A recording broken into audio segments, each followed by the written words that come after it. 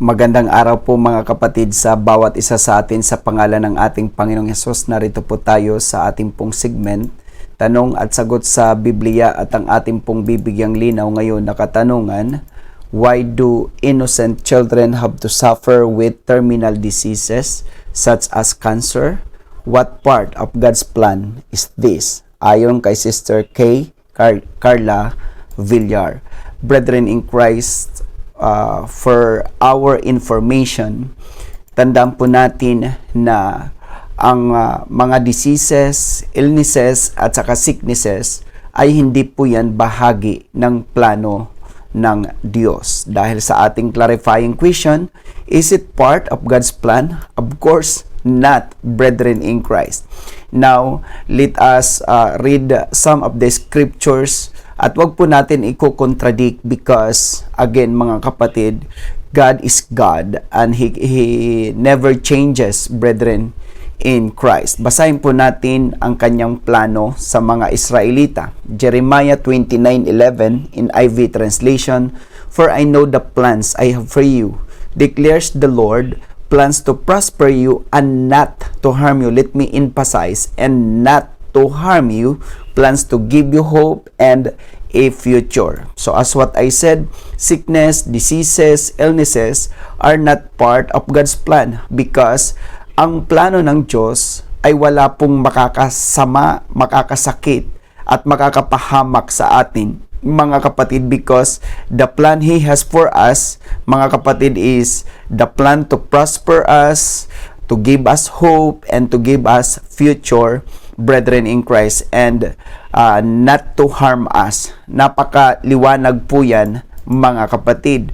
And also His will, na mababasa po natin dito sa Romans 12:2 Amplified Version, "Do not be conformed to this world, this age, fashioned after and adapted to its external superficial customs, but be transformed, changed by the entire renewal of your mind by its new ideal and its new attitude, so that you may prove for yourselves what is the good and acceptable and perfect will of God, even the thing which is good and acceptable and perfect in His sight for you."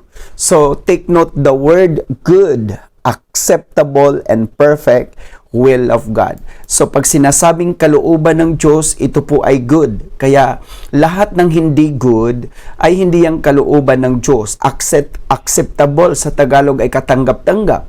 Lahat ng bagay na hindi katanggap-tanggap, hindi po yan kalooban ng Diyos.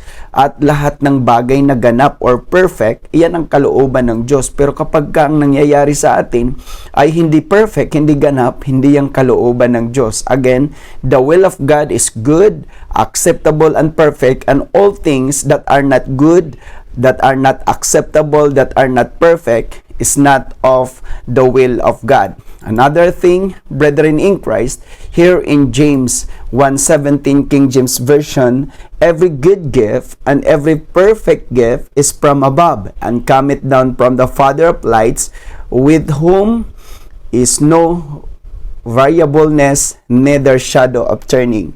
So here, brethren in Christ, every good gift and every perfect gift ay galing sa Diyos. Kaya pag hindi good gift, hindi perfect gift, hindi yan galing sa Panginoon. Kaya malinaw, mga kapatid, na ang sickness, illnesses, and diseases, mga kapatid, ay yan po ay hindi bahagi ng plano ng Diyos, at hindi po yan kalooban ng Diyos, at hindi po yan pinahintulot ng Diyos.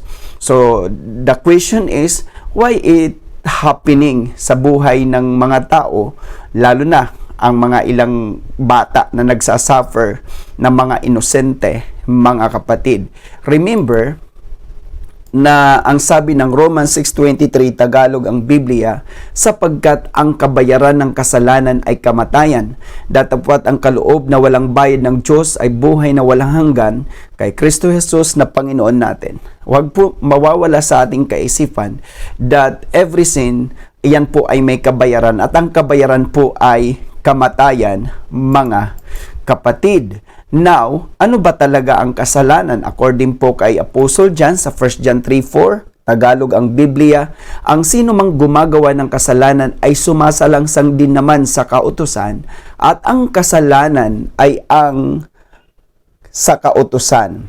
So, dito mga kapatid, makikita po natin na ang kasalanan talaga mga kapatid ay pagsalangsang sa kautusan. So, kapag sinasalangsang ang kautusan, mga kapatid, nagkakasala ang tao. Now, let us go back, brethren in Christ.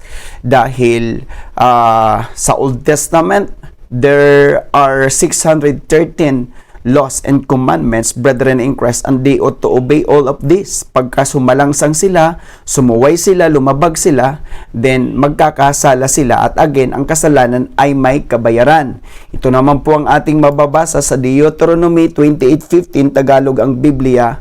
Ngunit mangyayari na kung hindi mo didinggin ang tinig ng Panginoon mong Diyos na isasagawa ang lahat ng kanyang mga utos at ang kanyang palatuntunan na aking iniuutos sa iyo sa araw na ito, na ang lahat ng sumpang ito ay darating sa iyo at aabot sa iyo. See, brethren in Christ, if you refuse to take heed the Word of God or to listen the Word of God and you will not apply it, brethren in Christ, ay ang sabi ng Bible, pasasapitin ang mga sumpang ito, mga kapatid. At kung ating pong babasahin ng mga succeeding verses, brethren in Christ, ay talagang maraming sumpa ito.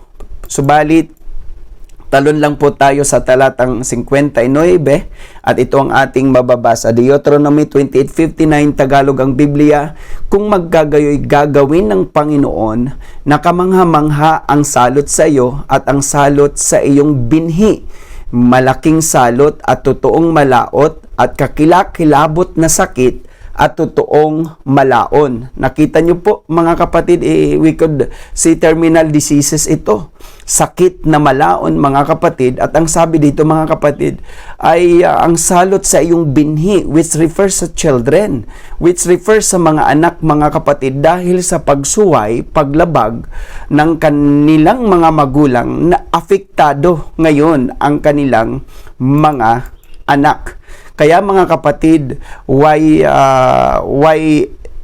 it happened like this? Sabi po ng Exodus 25, Tagalog ang Biblia, huwag mong yuyukuran sila o paglilingkuran man sila, sapagkat akong Panginoon mong Diyos ay Diyos na mapanibughuin, na aking dinadalaw ang katampalasanan ng mga magulang sa mga anak hanggang sa ikatlo at ikaapat na salin ng lahi ng mga napupuot sa akin. So nakita nyo po, because ng katampalasanan, mga kapatid, kalikuan, kasamaan at kasalanan ng kanilang mga magulang, apektado ang mga anak hanggang 4th generation. Take note, hanggang 4th generation.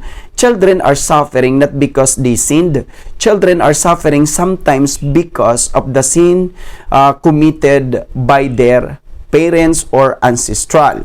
Now, let us continue, brethren in Christ, because it has something to do with the decision making. Kasi binigyan naman tayo ng Lord ng free choice or freedom to choose, brethren in Christ. Basahin po natin sa Deuteronomy 30:15, Tagalog ang Biblia. Tingnan mo na inilalagay ko sa harap mo sa araw na ito ang buhay at ang kabutihan at ang kamatayan at ang kasamaan. So nariyan na po ang buhay at kabutihan, kamatayan at ang kasamaan. And let us read Deuteronomy 30:19, Tagalog ang Biblia. Aking tinatawag ang langit at ang lupa na pinakasaksi laban sa iyo sa araw na ito, na aking ilagay sa harap mo ang buhay at ang kamatayan, ang pagpapala at ang sumpa. Kaya't piliin mo ang buhay upang ikaw ay mabuhay, ikaw at ang iyong binhi o mga anak. So here, brethren in Christ, the choice ay nasa tao. Nilagay ng Diyos ang buhay, kamatayan, pagpapala, sumpa. Nagbigay na nga ang Diyos ng hint. Piliin mo ang buhay. Bakit kailangan piliin ang buhay? Upang ikaw ay mabuhay at ang iyong mga anak o binhi, mga kapatid. So, kung mayroon man nakakaranas ng suffering at saka sickness, brethren in Christ, is not because God wants to, it's because they choose to, brethren in Christ. Now, what happened when Jesus Christ came here on the earth, brethren in Christ? As light of the world. Ito po ang ating mababasa sa Gospel according to John 3:19 Tagalog ang Biblia. At ito ang kahatulan na naparito ang ilaw sa sanglibutan at inibig pa ng mga tao ang kadiliman kaysa ilaw sapagkat masasama ang kanilang mga gawa. Let me repeat and let me emphasize, brethren in Christ, at ito ang kahatulan na naparito ang ilaw sa sanglibutan, which refer to our Lord Jesus Christ, at inibig pa ng mga tao ang kadiliman kaysa ilaw. Bakit ang wika? Sapagkat masasama ang kanilang mga gawa. Kita nyo po mga kapatid, ang pinili nila ay yung kasalanan. Hindi pinili nila ang katuwiran. Hindi nila pinili ang kaliwanagan, mas pinili nila ang kadiliman, mga kapatid. Kaya makikita po natin na what is happening in the world is not because gusto ng Diyos, pinayagan ng Diyos, plano ng Diyos, mga kapatid, at kalooban ng Diyos. Hindi po. Nangyayari ang mga bagay na ito dahil ginusto ito ng tao at dahil sa kagagawan ito ng tao. Remember, brethren in Christ, the kinds of sin, transgression, iniquity, at saka wickedness. Mayroon tayong tinatawag na original sin. Ito po yung satanic sin. Sa Ezekiel 28:12 hanggang 14, mayroon tayong racial sin. Tinatawag nating Adamic sin sa Romans 5:19. Mayroon tayong tinatawag na ancestral sin. Ito naman po ang tinatawag natin na imputed sin sa 2 Corinthians 13:14. At mayroon tayong tinatawag na actual sin, which we called it committed sin dito sa Romans 3:23. Ang mga bata, wala pa ho silang actual sin kasi mga inosente pa sila, pero nariyan po ang ancestral sin at saka yung tinatawag na racial sin, brethren in Christ. That's why they are suffering, because the wages of sin is death. Our answer is they are suffering because of the committed sins of their ancestors. Yes, you heard it right. They are suffering because the committed sins of their ancestors. I hope that I answered the question.